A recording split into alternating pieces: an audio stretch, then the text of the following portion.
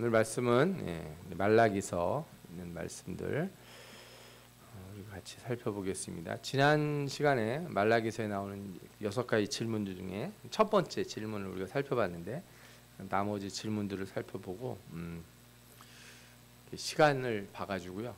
다 못할 것 같으면 중간에 끊고 한 주 더 하도록 하겠습니다. 지난주에 우리가 말라기서에 나온 메시지들을 좀 살펴봤죠. 말라기서가 어떤 배경에서 나온 말씀이냐. 그러니까 포로에서 돌아온 자들, 이제 바벨론 포로에서 돌아온 자들이 표면적으로 보면 나라도 독립을 다시 하는 것 같고 마치 신앙이 회복되는 것 같고 하나님이 다시 복을 주시는 것 같은 그런 이제 외적인 모습들이 나타나죠. 성전도 다시 재건하고 뭐 예루살렘의 사람들 다시 모여 살고 그런데 실제로는 하나도 좋아지지 않는 것 같은 또 다른 불일치를 느끼는 거예요. 그래서 이것에 대해서 하나님이 질책하시기도 하고 또 백성들은 또 하나님이 뭐라 그러면 왜 이렇습니까? 우리가 뭘 잘못했습니까? 뭐 이렇게 얘기를 하는 거죠. 하나님이 또 답을 해주시고 이런 질문과 답변 형태로 말씀이 나와요. 그러니까 하나님이 문제를 지적하시는데 이스라엘이 잘 못 깨닫아요. 제가 말씀을 가만히 보면 생각해 보니까 우리가 그런 것 같아요. 하나님이 이렇게 우리에게 성경도 주시고 또 여러 가지 형태로 하나님 말씀을 깨달을 수 있도록 도와주시고 혹은 또 우리 삶 가운데서 무엇인가 이렇게 자극을 받을 수 있지 않습니까? 그런데 많은 경우 내 아이에게 지금 뭔가 이렇게 하나님이 분명하게 얘기하시는 게 있는데 제가 뭘 어떻게 했길래 그러시는 건가요? 그렇죠? 왜 저한테만 그러시는 건가요? 아니면 제가 뭘 어쨌길래 그렇습니까? 이런 식으로 답변하는 경우가 많아요. 그래서 오늘 말씀을 우리가 깊이 살펴보면서 하나님이 도대체 우리 삶에 뭘 얘기하시는지 같이 깨닫기를 축원합니다. 아멘. 지난주에 우리가 첫 번째 질문을 봤죠. 우리가 하나님의 사랑을 의심해서 우리를 정말 사랑하시기는 하는 겁니까? 이렇게 물어봤어요. 왜 그래요? 성전 이제 재건도 하고 뭐 여러 가지를 하지만 뭐 하나 쉽게 되는 일이 없어요. 성전 재건하는데 방해가 일어나고 성벽 재건할 때도 방해가 일어나고, 그죠? 분명히 하나님이 다시 회복시켜 주시고 복을 주신다고 약속했는데 뭐 이렇게 안 되나, 그죠?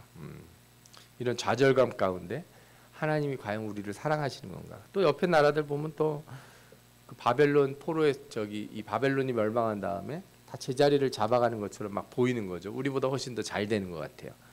그러니까 그런 생각들을 막 하게 되는데 하나님께서 뭐라 그래요? 그렇지 않다. 나는 너희를 사랑하고 그 다음에 다른 모든 민족들에게 또 공의롭게 심판을 하실 것이다. 그죠? 뭐 딴 데는 뭐 잘 되고 우리만 안 되고 그러는 일은 없다. 이렇게 보실 수 있는 말씀들을 우리에게 주셨어요. 오늘 두 번째 질문을 좀 살펴볼 건데 두 번째 질문부터 6번째 질문까지. 두 번째 질문은 뭐냐면 이제 이런 말씀이 나와요. 내 이름을 멸시하는 제사장들아, 나 만군의 여호와가 너희에게 이르기를 아들은 그 아버지를 종은 그 주인을 공경하나니 내가 아버지일진데 나를 공경함이 어디 있느냐, 내가 주인일진데 나를 두려워함이 어디 있냐 하나 너희는 이르기를 우리가 어떻게 주의 이름을 멸시하였나이까 하는도다. 이렇게 얘기해요. 이게 이제 제사장들한테 하는 얘기죠. 제사장들이 하나님의 이름을 멸시한다 그랬더니 제사장들이 뭐라 그래요? 아니 우리가 뭘 어떻게 잘못했길래 우리가 하나님을 멸시한다고 하십니까? 이렇게 말하는 거예요. 가장 큰 이유는 뭐냐면 제사가 온전히 드려지지 않고 형식적이라는 거예요. 이것을 하나님이 지적을 하세요. 뭐라고 그러시냐면은 너희가 눈먼 희생제물을 바치는 것이 어찌 악하지 아니하며 저는 것 병든 것을 드리는 것이 어찌 악하지 아니하냐. 제사장들이 제사를 드리는데 어떤 거로 드린다는 거예요? 흠 있고 잘못된 거로 드린다는 거죠. 예배를 드리는데 예배 시간에 전에 좀 와서 찬송도 하고 기도도 하고 준비해서 드리면 좋지 않을까요? 같은 맥락일 거라고 생각이 들어요.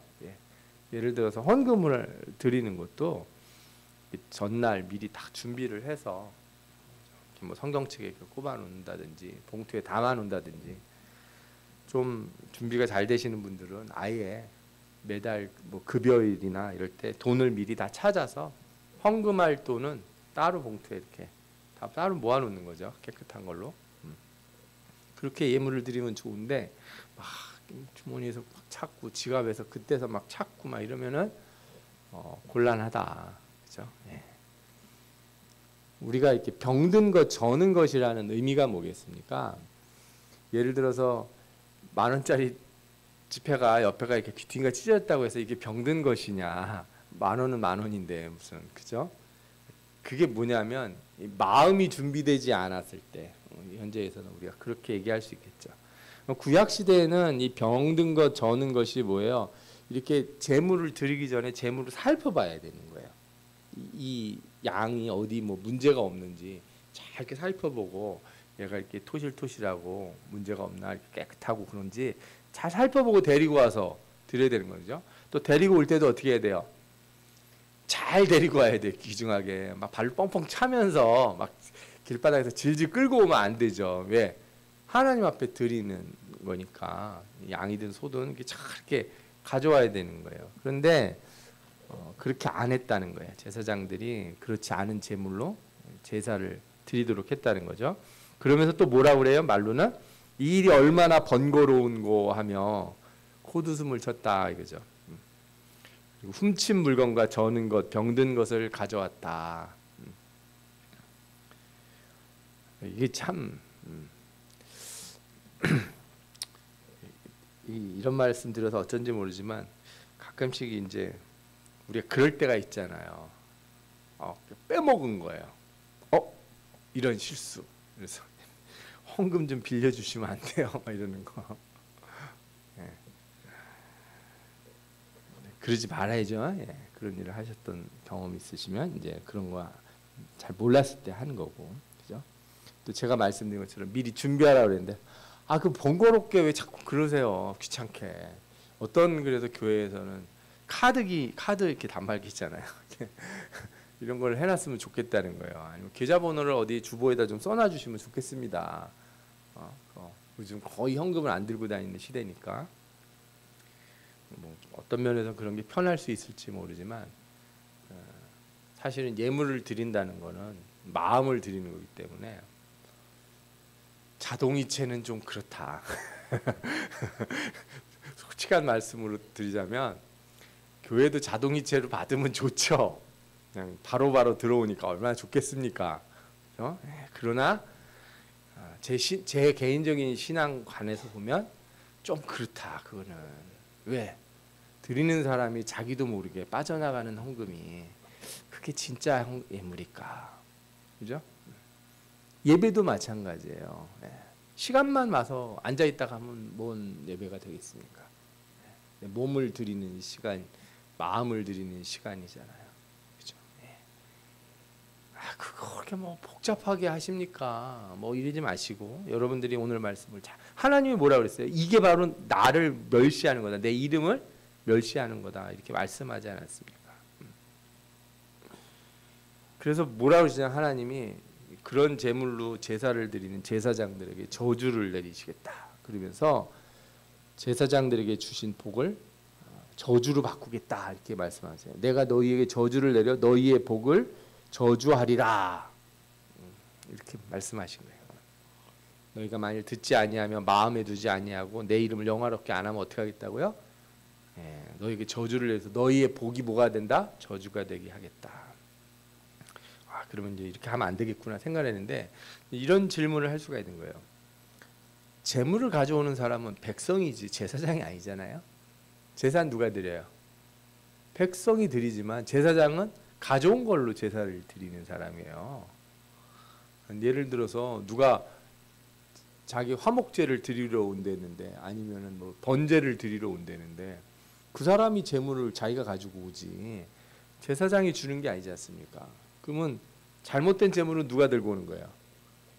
백성이 들고 오는 거죠. 제사장이 들고 오는 게 아니지 이럴 때는. 물론 제사장이 드리는 제사도 있죠. 제사장이 자신들을 위해서 드리는 제사도 있긴 있는 거지만 주로 하는 제사가 이 백성을 위한 제사라는 거예요. 또 레위인들이 받은 복을 하나님이 저주하시겠다는 건 도대체 뭔가? 레위인은 도대체 무슨 복을 받았는가? 이걸 좀 알 필요가 있는데 말라기서 2장 4절에 내가 이 명령을 너희에게 내린 것은 레위와 세운 나의 언약이 항상 있게 하려 함인 줄 너희가 알리라 그랬어요. 그러니까 지금 이 말씀하시는 것의 배경이 뭐예요? 이 제사의 제물이 상한 거, 그죠?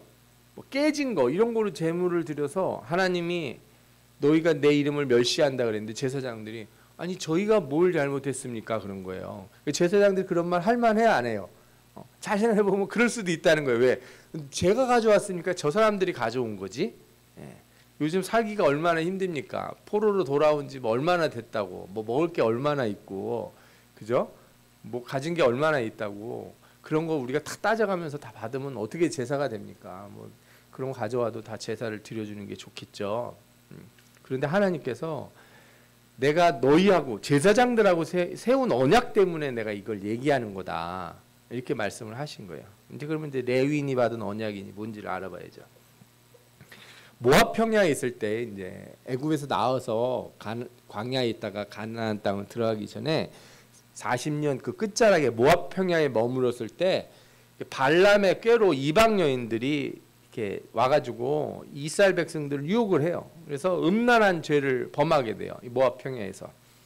그래가지고 24,000명이나 연병에 걸려서 막 병에 걸려서 죽고 그래요. 그런데 이 상황에 이 시므온 지파의 족장 시므리가 미디안 여자를 데리고 자기 텐트로 들어가는 거를 누가 봐요? 비느하스가 봐요. 이 아론의 손자죠. 봐요. 어떻게 비느하스가 오늘 그림에 보이시는지 모르지만 창을 들고 가가지고 이 두 사람을 이렇게 찔러서 둘 다 죽여요. 그래서 하나님이 뭐라고 그러세요? 제사장 아론의 손자 엘르아살의 아들 비느하스, 그러니까 증손자네. 아론의 증손자 비느하스가 내 질투심으로 질투하여 이스라엘 자손 중에서 내 노를 돌이켜 내 질투심으로 그들을 소멸하지 않게 하였도다. 그러니까 하나님의 질투심을 누가 발현했다는 거예요? 제사장이 발현했다는 거예요. 이 비느하스가. 그래서 그에게 뭘 주겠다? 내 평화의 언약을 주겠다 그래요. 아니 뭐 사람을 이렇게 찔러 죽였는데 그게 평화의 언약이냐? 이게 무슨 의미냐면 하나님과 사람 사이에, 백성들 사이에 제사장이 중재자 역할을 하는 거예요. 죄인들이 하나님 앞에 나올 때 그것이 가능하도록 뭘 해줘요? 제사를 드리는 거예요.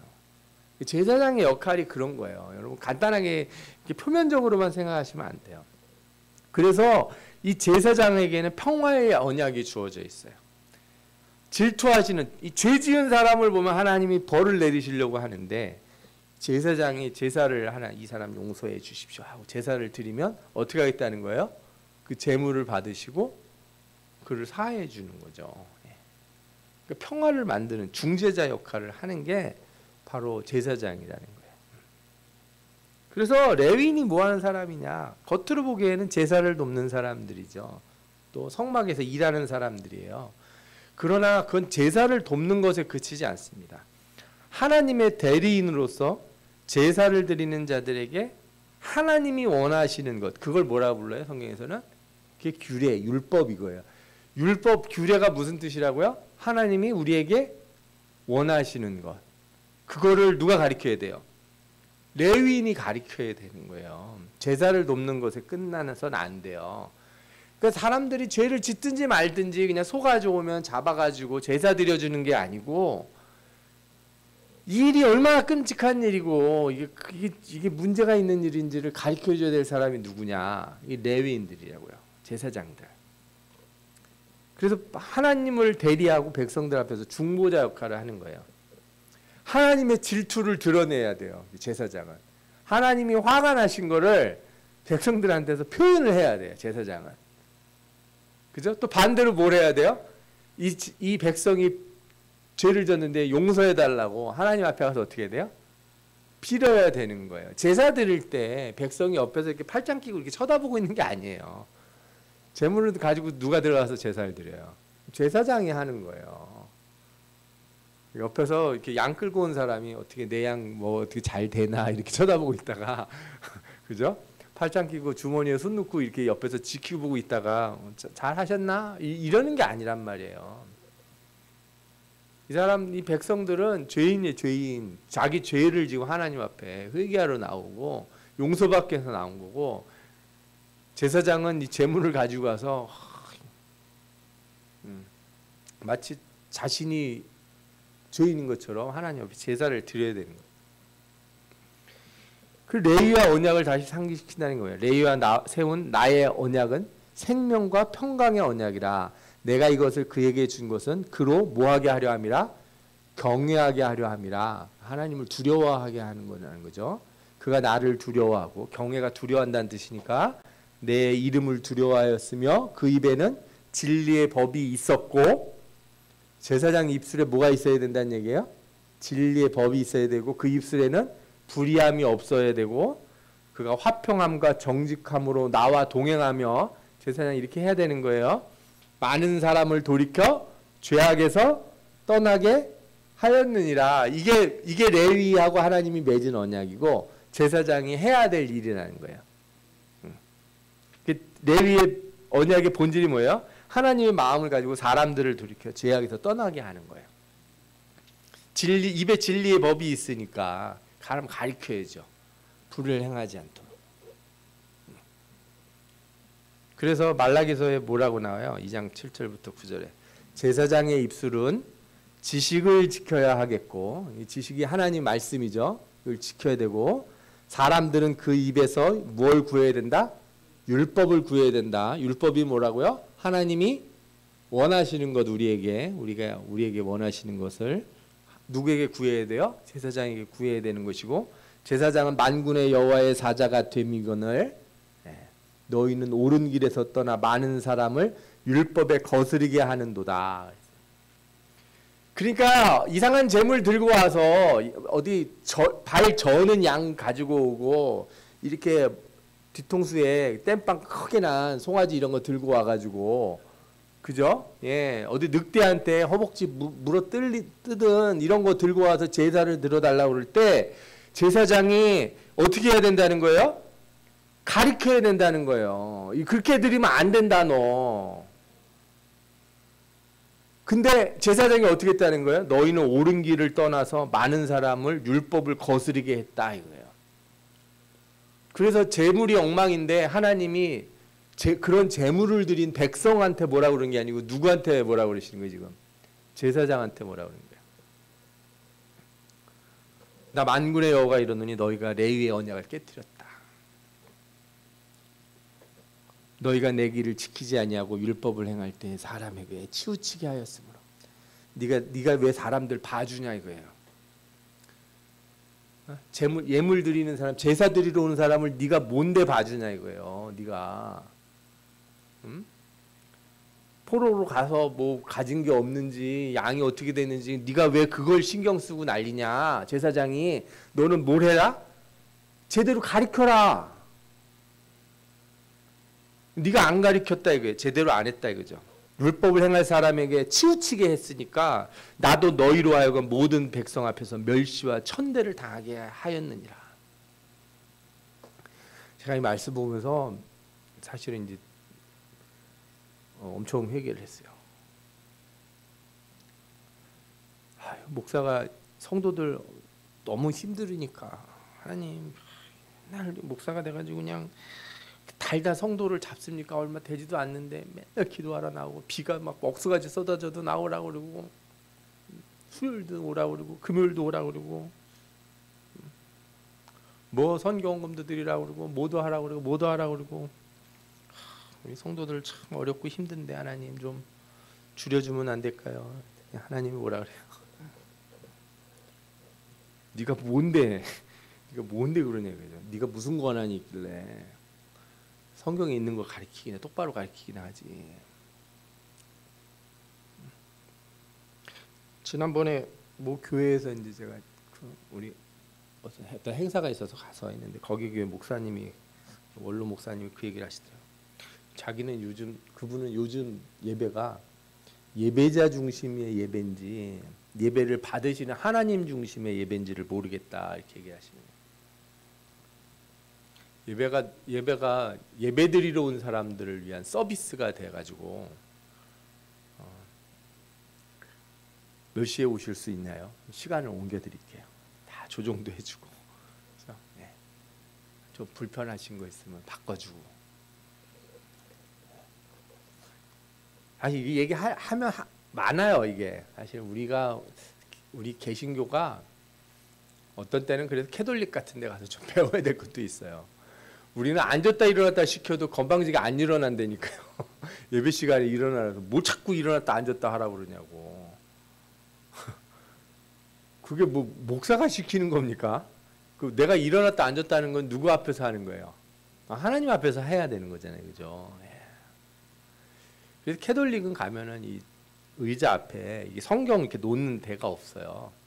포켓은 있는데 성경은 항상 손으로 맞춰서 이렇게 봐야지 이렇게 세워놓고, 그죠? 발 꼬고 건방지게 앉아 있을 수가 없어요. 제가 전에 한번 말씀드렸잖아요. 저는 그 의자가 너무 마음에 들었다고. 캐톨릭에 가면은 의자가 있는데 기도할 때 앞쪽에서 이렇게 받침대가 있어요. 무릎을 꿇게 돼 있어요. 예전에 한번 예배 관련된 거 교육할 때 보여드린 거 있잖아요. 뭐 그렇게 기도는 못할 망정. 기도 시간에 막 코 고는 소리가 막 나고, 그죠? 목사가 아무 말도 안 하고 안 가르쳐주고. 그런 거 얘기하면 상처받을까봐 그러면 하나님이 어떻게 하겠다는, 나도 너희를 모든 백성 앞에서 멸시받아 천대를 당하게 하겠다. 그죠? 한국 교회 목회자들이 참 욕먹을 만 했구나 이런 생각이 들어요. 저 자신도 그런 생각이 있구나. 저는 그런 생각이, 오늘 말씀을 잘 보면서 이 목사라고 하는 사람이 레위인이나 제사장과 동일하지 않다 치더라도 구약 성경에 있는 어떤 그림자가 있잖아요. 비슷한 역할을 하게 되는데 분명히 한 가지는 여러분들을 놓고 하나님 앞에 항상 기도한다고요. 그렇죠? 마치 제사장들이 제물을 가져온 사람들 그 제물로 하나님 앞에 제사를 드린 것처럼 여러분들이 기도 제목을 가지고 기도하고 여러분들이 예배를 위하여 기도해요. 그러나 한쪽 편에서는 뭐가 있어야 되냐면 가르쳐야 되는 책임이 있는 거죠. 여러분들이 온전한 예배가 안 될 때 그거를 그냥 놔두면 안 되는 게 제사장의 책무인 거예요. 이거는 이제 제가 받은 은혜니까 이제 제가 알아서 하면 되는 거고, 여러분들에게는 이런 말씀 드리고 싶어요. 여러분들도 이제 왕 같은 제사장이잖아요. 그죠?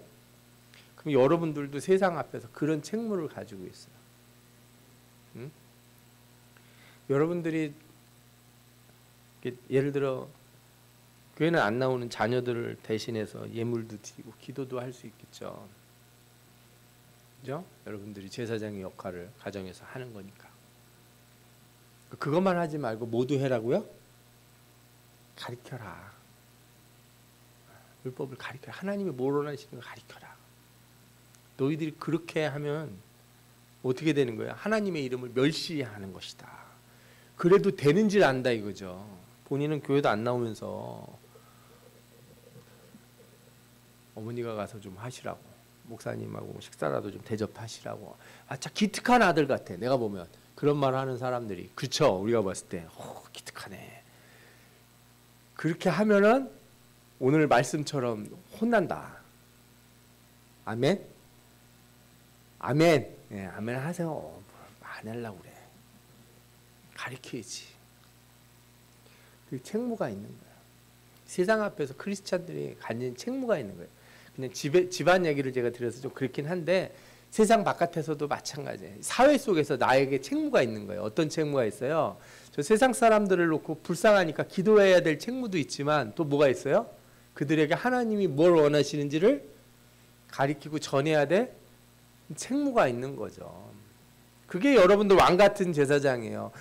그 말씀을 그런 데는 안 적용하고 교회 와가지고 당신이 목사면 뭐 다냐? 목사가 제사장이냐? 평신도들도 다 제사장이. 그럴 때 갖다 쓰지 말고 그죠? 예, 장로가 목사 멱살 잡고 막 얘기할 때 그럴 때 갖다 쓰지 말고 이럴 때 갖다 쓰라는 거예요. 이럴 때. 응? 여러분들이 왕 같은 제사장이 되고 그런 사람이 되고 싶으면 세상을 놓고 기도하고 뿐만 아니라 세상 앞에서 뭘 해야 돼요? 가르치는 일을 해야 된다는 거예요. 하나님이 뭘 기뻐하시는지. 그게 의미예요. 그게 우리에게 주어지신 약속이에요. 응? 하나님의 마음을 품고 사는 사람들, 하나님의 마음을 품고 사는 사람들에게 아까 그 비느하스에게 준 그 축복이 있는 거라고요. 이건 내가 아까 뭐라 그랬어요? 내 질투심으로. 그러니까 하나님의 마음이 내 마음에 들어왔기 때문에 악한 걸 보면 어떻게 돼요? 막 화가 나고 분노가 나고 그 마음을 가진 사람이 하나님이 복을 주는 사람이 되니까요. 블레셋이 와가지고 골짜기에 진을 치고 40일 동안 골리앗이라는 사람이 그죠? 키가 한 3m 가까이 되는 사람이 나와가지고 맨날 하나님을 욕을 하는 거예요. 그런데 아무도 분노하질 않아. 아무도 그 할례받지 않은 자가 하나님을 욕하는데 아무도 분노를 안 해. 누가 분노했어요? 다윗 한 사람이. 어떻게 저걸 놔두냐고. 어떻게 저걸 놔두냐. 야, 쟤하고 싸우면 죽을 수도 있잖아. 저 키가 저렇게 큰데. 그 말이나 되는 얘기냐 이거죠. 하나님의 백성이. 하나님의 백성이 하나님이 욕먹는 게 두려워요? 어떻게 싫어요? 아니면 내가 죽는 게 무서워요? 너무 간단해 보이잖아요. 너무 간단해 보이는데 그 간단한 걸 하는 사람이 다윗과 같이 복받는 사람이고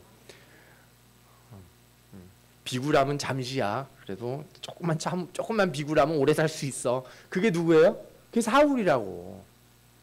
사람이 비굴해지면 좀 살 수 있죠. 예. 내 이름 비굴한 게 문제가 아니잖아요. 이게. 하나님의 이름을 비굴하게 만드는 그런 사람이 돼서 살면 그렇게 해서 뭘 살아서 뭔 의미가 있냐 이거지. 주여. 이 말씀 한 가지만 가지고도 우리가 오늘 펑펑 울어야 돼요. 네? 성경에 보면은 나에게 하는 말씀이 얼마나 많아요. 여기저기 다 나한테 하는 얘기밖에 없지 뭐. 저 사람 들었으면 좋겠다는 말이 세상에 성경에 어디 있습니까? 여러분들이 하나님이 주신 이 레위인 이 제사장의 그 언약 있죠. 이걸 귀중하게 여기고, 그죠? 예. 실천하시는 분들 되시길 축원합니다. 아멘. 예. 세 번째 질문에 이런 게 나와요. 같은 민족에게 불의를 행하는 자들에게 하시는 말씀이 있어요. 우리는 한 아버지를 가지지 않았냐. 근데 왜 자기 형제에게 거짓을 행하여서 이렇게 우리 조상들의 언약을 욕되게 하냐 이거죠. 유다는 거짓을 행하였고 가증한 일을 행하였고. 근데 그게 뭐예요? 하나님이 사랑하시는 성결을 욕되게 하고 이방신의 딸과 결혼했다 그랬어요. 이런 사람들은 다 끊어버리겠다 하나님 말씀하셨다는 거예요. 이게 배경을 좀 알 필요가 있는데 이 말씀이 나온지. 여러분들 에스라하고 우리 느헤미야 옛날에 봤었지 않습니까? 그 맨 뒷부분에 나오는 얘기가 뭐예요? 에스라 10장에도 나오는 얘기가 이방 결혼한 사람들을 어떻게 하는 겁니까? 다 헤어지게 하고 돌려보내게 하는 거. 느헤미야 13장 23절에서 32절 이게 마지막 부분이거든요. 그건 뭐예요? 이방혼이 난 사람들 문제를 거론하는 거예요. 이게 해결이 안 된 거예요. 포로를 귀환하는데 두 가지 문제죠. 첫 번째로는 돌아올 때 데리고 온 사람들도 있고 와가지고도 또 누구랑 결혼해? 거기 거주하고 있는 이방인들하고 결혼하고. 이게 어떤 분들은 이게 민족적인 순수성을 지키지 못했다는데 꼭 그런 의미만은 아니에요. 왜냐하면 이방인들도 하나님 앞에 하나님의 백성이 된 일이 성경에 얼마나 많이 있습니까? 이 이방인들은 다 어떤 이방인인 거예요? 하나님을 섬기려고 하지 않는 이방인들이라고요. 이게 내가 유대인인데 이방 여자랑 결혼했는데 이방 여자가 나는 온전히 하나님을 섬기겠습니다 하고, 그죠? 롯처럼 그렇게 룻이죠. 예. 룻처럼 그렇게 행동을 하면은 그러면 어떻게 되는 거예요? 예수 그리스도의 족보에도 올라간다니까요. 하나님이 그런 걸 부정하는 게 아니에요. 그런 걸 하지 못하게 하시는 게 아니라 이들이 가장 신앙적으로는 우상 숭배를 하는 거죠. 우상 숭배. 그 다음에 우상 숭배를 하면 뭐 어떤 일이 되냐면 이 사람들이 율법을 거스르는 행위들을 하게 돼요. 간단하게는 먹는 것부터 생기겠죠. 음식에서부터. 이거 우리 동네에서 맛있게 먹는 순대인데, 당신도 좀 먹어봐. 순대 염통하고 간하고 막 이렇게 허파하고, 얼마나 좋은데 이거. 맨날 그 성경에 나온 것만 먹으려니까 먹을 게 없다는 거예요. 찍어 먹을 게 없다. 우리가 그런 소리 하잖아요. 장어도 먹을 수가 없고, 오징어도 못 먹고, 조개도 못 먹고 막 이래버리면. 간단하게는 그런 것부터 시작해서 옷 입는 거, 그죠? 그 다음에 삶의 문화가 달라져요. 안식일 날도 뭐 하러 갈 수 있어요? 이방인들은 일하러 나갈 수 있죠. 돈 벌러 나가고. 어떻게 6일 동안만 장사해서 먹고 살 수가 있냐고. 이 어려운 때에 어떻게 하루를 그냥 가게를 놀리냐고. 예? 이방인 여자가 이제 마누라가 팍팍팍팍 그러면 이제 남편이 어떻게 해야 돼요? 어쩔 수 없지 뭐. 그러면 가게 열어야지. 그 에스라 느헤미야에도 나오는 얘기잖아. 안식일 날 자꾸 일을 하니까 아니 너희들은 지금 돌아와서 성전도 짓고 그런데 왜 그러는 거니? 그래서 이제 이방인들 못하게 막 막고 그랬단 말이에요. 근데 이런 사람들하고 결혼 사니까 사회적으로 그런 이제 이방 문화 막 생기죠. 경제적인 부분에서도 문제가 생기는데 여러분들 이스라엘은 토지가 누구에게 속해 있어요? 하나님께 속해 있어요. 하나님이 분배해 준 거예요. 가문이 그거를 계속 이어받게 돼 있어요. 아무나 그거를 어떻게 할 수가 없어요. 아무나 할 수가 없는데 이방인들과 결혼해서 애를 낳고 그래가지고 그러면은 나중에 이 토지가 어디로 가겠어요? 큰 문제예요, 이것도. 이게 제가 몇 번 말씀드리지만 구약 윤리의 경제 윤리의 제일 근간이 토지 관리 문제예요. 신현제도. 이게 깨지는 순간 이스라엘의 경제 체계는 그 인본주의적으로 돌아가게 돼 있습니다. 하나님 중심적이 될 수가 없어요. 이거를 지키는 한은 하나님이 어떻게 하시겠다 그러냐면 너희들 중에 가난한 자가 생기지 않게 만들겠다. 가난한 자가 있을 수는 있겠지만 대물림하면서 가난한 사람이 생기게 하나님이 안 하신다는 거예요. 무슨 뜻인지 아시겠죠? 빈부격차가 안 생기는 건 아니지만 빈부격차가 고착화되지 않도록 만드시는 제도적 장치가 있어요. 이런 게 깨지기 시작한단 말이에요. 그 구약에서 계속 우상 숭배를 지적하는 이유가 그거예요. 하나님이 가르쳐 준 대로 살아야 너희들이 평안하게 살고 있고 할 수가 있다. 그리고 그러다 보면 약자를 돌아보지 않게 된다고요. 신현이 안 지켜지면은 저 집이 돈 빌려 갔다가 돈 못 갚는다고 그 집 애를 노예로 삼아가지고 노예도 반드시 어떻게 해야 돼요? 신현에 풀어줘야죠. 안 풀어주는 거죠.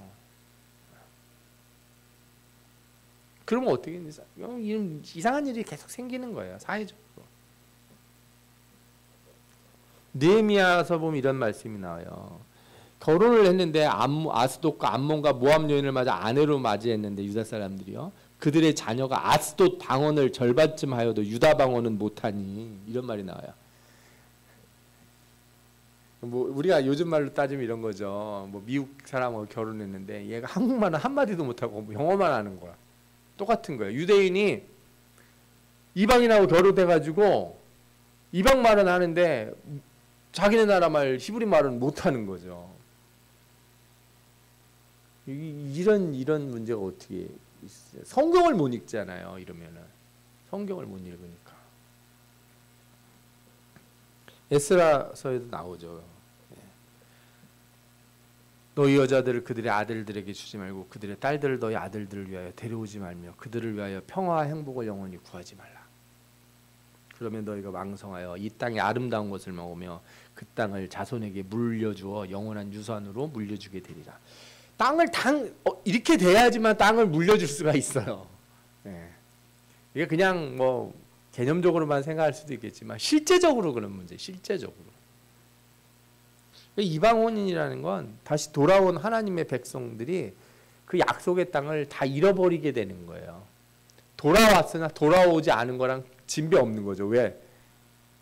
뭐 그냥 이방인들하고 뒤죽박죽 섞여서 막 살다 보면 나라가 어떻게 되겠습니까? 하나님을 다시 섬기는 것도 아니고 안 섬기는 것도 아니고. 그 말라기서를 가만히 보면 상황을 다 알 수 있어요. 그 시대 상황을. 이 사람들이 돌아왔는데 제사는 제사대로 엉망으로 드리고, 결혼은 이방인들하고 막 하고, 여기저기서 뭐 우상은 막 돌아다니고, 안식일 날도 막 일하고, 그죠?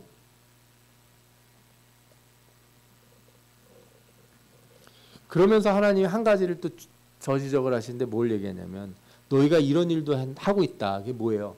눈물과 울음과 탄식으로 여호와의 제단을 가리게 하는도다 그랬어요. 무슨 소리냐?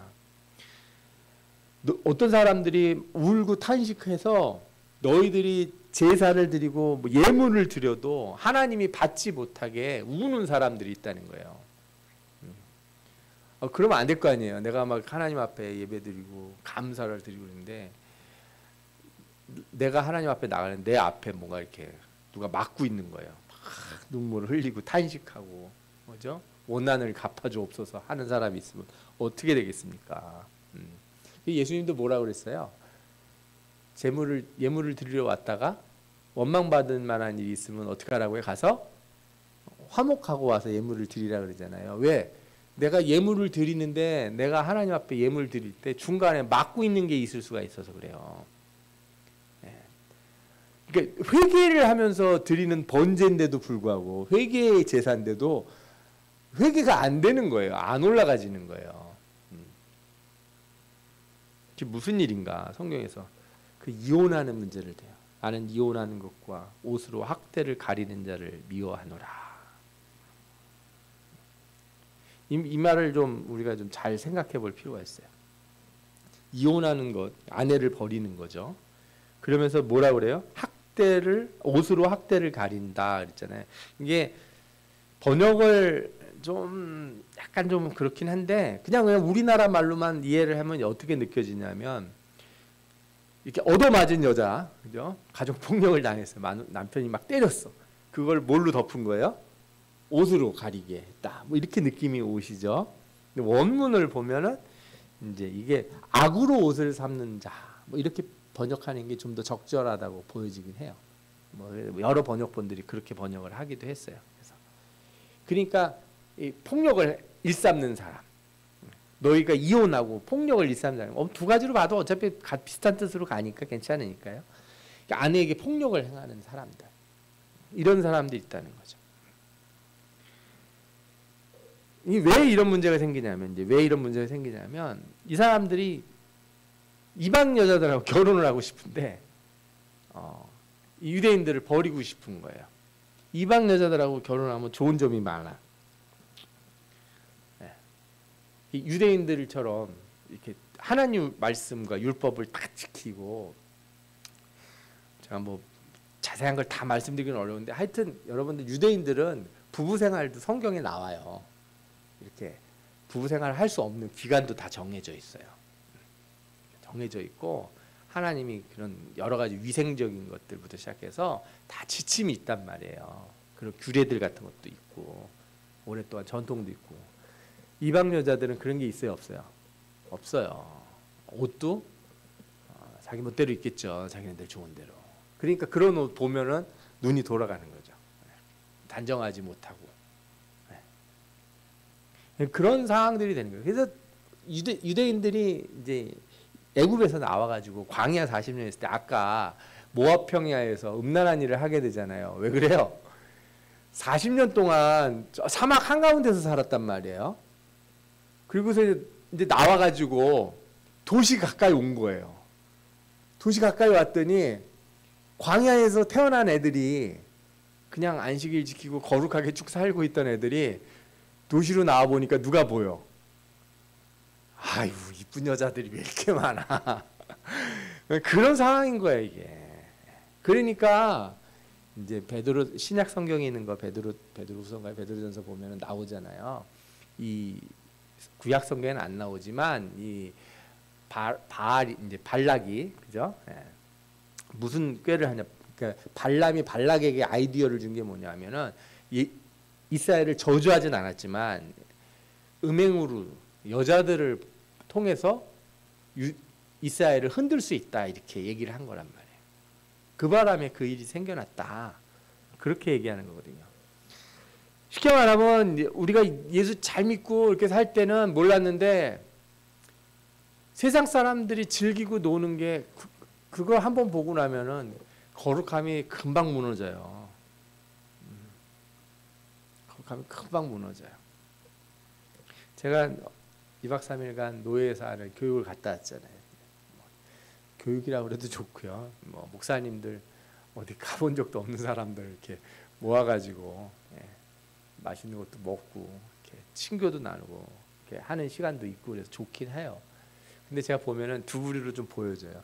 직장 생활을 하다가 목회자가 된 사람들, 사업을 하다가 목회자가 된 사람들, 나중에 나이가 먹어서 목회한 사람들과 어렸을 때부터 교회에서 자라서 이렇게 대학도 신학교를 가고 해서 그 목회한 사람들 사이에 조금 다른 점이 하나 있더라고요. 뭐가 다르냐? 말투가 조금 다르고요. 그 다음에 사회 문제를 보는 시각이 좀 달라요. 저도 그 부분에 있어서 좀 깊이 생각을 해보게 됐어요. 사회생활을 하던 사람들이라 좀 더 이렇게 완화적으로 보는 경향이 있더라고요. 제가 보니까 많은 걸 경험했기 때문에. 근데 그런 경험을 한 번도 해보시지 않은 분들은 그냥 성경에 있는 말씀 그대로 그런 걸 다 받아들여야 된다 이렇게 생각을 하는 거예요. 그래서 이게 더 옳은 것 같다는 생각이 들어요. 제가 그런 고민들을 많이 하게 됐어요. 그냥 이해하고 세상에서 사람들이 막 이럴 수도 있고 저럴 수도 있고 요즘 세상이 어떤데 그게 목회자가 굳이 그런 변명을 해줘야 될 필요가 있을까 하는 생각이 들었어요. 저는 여러분들이 회개할 때 하나님 앞에서 엎드려서 불쌍히 여겨달라 이렇게 얘기하는 게 제 책무지 여러분들을 변명해 주는 게 제 책무가 아니라는 걸 깨닫게 돼요. 이 이스라엘 사람들이 이방인들하고 결혼하려고 하는 게 뭐냐면 그쪽에 끌리는 게 많거든요. 좋은 게 못 보던 거. 게다가 바벨론에서 포로 생활하면서 보고 온 게 있잖아요. 무슨 얘기냐면 미국 뉴욕 같은 데서 살다가 그러니까 이제 우리나라로 따지면 이제 일본하고 한국 관계니까 일본 동경에서 화려한 동경에 있다가 한국에 왔는데 서울이 폭격 당해가지고 6.25 끝나가지고 폐허 같은 곳인 거야. 그죠? 거기서 동족이랑 결혼해서 살고 싶겠어요? 아니면 얼굴에 분 바르고 이쁘게 입고 다니는 그죠? 일본 아가씨랑 살고 싶겠어요? 말하자면 이런 거 같은 거예요. 문화가 다른 거예요. 한국만 같아도 뭐 우린 유교 문화인데 저기는 이제 그런 게 없으니까. 그럼 우리가 옛날에 외색 문화라고 막 뭐라 그랬잖아요. 지금도 일본은 뭐 우리나라보다 훨씬 좀 이상한 쪽으로 좀 더 발전되어 있는 나라기도 하고 그런 문제를 이 사람들이 이렇게 그런 걸 보고서 자기 아내를 버리고 결혼을 하려고 그랬다는 거예요. 하나님이 뭐라고 얘기를 하세요? 딱 잘라서 얘기를 하는 거죠. 너희가 이혼을 하는 건 사람을 버리는 게 아니고 그 여호와께서 증인을 섰다 이거죠. 결혼할 때. 결혼의 증인이 누구예요? 하나님이다 이거예요. 특히 이제 우리 목사님 모시고 결혼하고 이런 분들은 그러면 안 돼요. 왜? 누구 앞에서 그 혼인 선언을 했어요. 하나님 앞에서 이렇게 성경책을 올려놓고 양 신랑과 신부가 이렇게 올려놓고 하잖아요. 하나님이 증인이 됐단 말이에요. 그는 내 짝이고 너와 서약한 아내다. 내가 그 증인으로 섰다. 근데 네가 그 사람한테 거짓을 행하면 어떻게 돼요? 하나님이 증인으로 섰기 때문에 그죠? 그것에 대해서 벌을 내리신다는 거예요. 말하자면 내가 증인인데 네 부인이 잘못한 게 없다. 율법적으로 보면 음란한 죄를 범하지 않고서는 버릴 수 없다. 이렇게 나오잖아요. 근데 네가 그렇지도 않았는데 서약을 파기하면 하나님이 내가 증인으로 섰기 때문에 나 그걸 네가 그렇게 하는 걸 받아줄 수가 없다. 그런 사람에게는 절대로 복을 주지 않을 것이다. 하나님께서 말씀을 하신 거예요. 절대로 그렇게 해서는 안 된다. 이게 이 말씀에서 말하는 게 이거예요. 하나님이 이 이스라엘 백성들 안에서 이 백성들 사이에서의 관계의 증인들이 되시거든요. 관계의 증인들이 되주시는 분이 하나님이신데 내가 그렇게 막 하면 안 돼. 이걸 그래서 좀 확대해 보면 단순히 결혼의 문제만 생각하지 마시고 우리가 신앙인들 사이에서 하지 말아야 될 게 뭐예요? 신앙인들을 속이는 거예요. 제가 그런 얘기를 많이 들었어요. 한국인들이 외국에 이민을 가거나 그러면 제일 조심해야 될 사람이 한국인이 되는 거예요. 예전에 제가 아는 어떤 분이 그분이 신학 이제 교수님이니까요. 그냥 이름은 안 밝히니까 신학 교수님인데 유학을 갔는데 자기가 이제 유학을 와서 이제 방을 얻어야 되잖아요. 어떤 분이 이제 자기가 귀국을 하기 위해서 자기 이런 가재 도구나 이런 걸 이렇게 다 넘기주고 가기로 한 거예요. 자기한테 싸게 해주겠다고 막 그래서 그냥 그런가 보다 하고서 잘 모르니까 나중에 알고 보니까 이게 엄청 덮어 씌운 거죠. 제가 그런 얘기를 듣고 나서 그리고 그렇게 하고 간 분이 누구예요? 그 신학교에서 졸업하고 간 분이었다나 뭐 이랬다는 거예요. 목사가. 아, 네, 제가 그런 얘기 들으면 막 속이 상해요.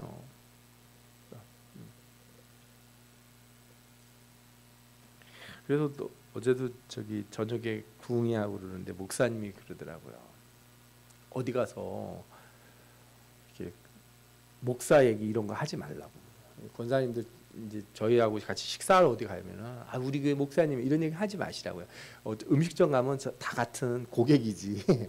제가 목사여서 뭘 더 뭐 될 게 없잖아요. 뭐 중요해요, 그죠? 예. 가서 내가 막 교회 권사인데 막 도대체 내가 말 한마디만 하면 우리 교회 성도들이 가게 아무도 안 올 거라고 그런 협박 같은 거 한다는 사람이 있다는 거예요. 내가 그 얘기 듣고서 얼마나 웃었는지 몰라요. 교회가 어디 가서 그죠? 예. 한국 교회 1000만 성도가 있는데 1000만 성도가 이 회사 물건 안 쓰면 어떻게 되는지 아냐고 그런 협박해야 돼 말아야 돼요. 예? 하지 말아야 되죠. 예. 그거 이상한 거잖아요. 이상한 거. 세상 사람들 앞에서도 그러지 말아야 되는데 성도가 성도들 사이에 그러면 어떻게 되겠어요?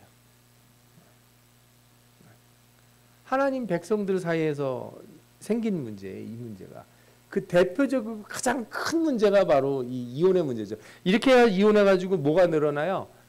이렇게 과부가 늘어나잖아요. 남편이 없는 여자.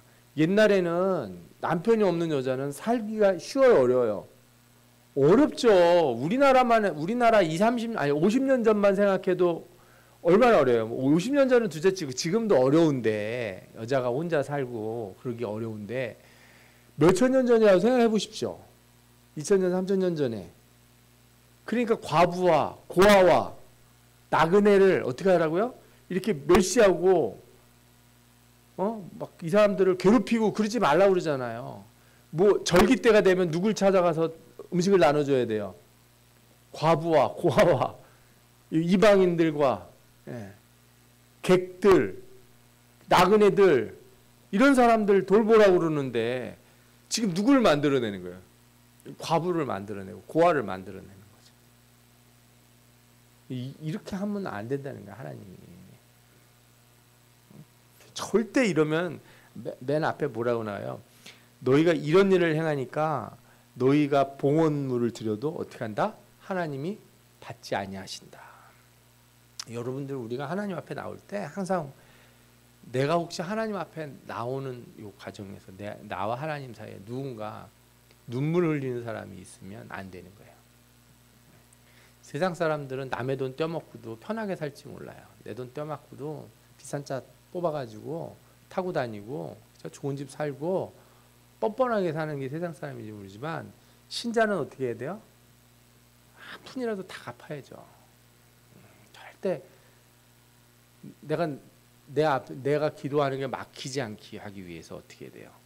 항상 내가 누군가의 상처 준 일이 있는지, 내가 누구의 마음을 아프게 한 적이 있는지, 혹시라도 실수라도 돌아봐야 되는 거거든요. 나는 안 그런 사람이야 막 이러지 마시고, 그죠? 나는 뒤끝 없는 사람이야. 본인은 뒤끝이 없을지 모르지만 상처 입은 사람은 기억이 난다고요. 저는 그런 분들 딱 질색이에요. 그냥 전날 막 집 다 뒤엎고 승질내고 막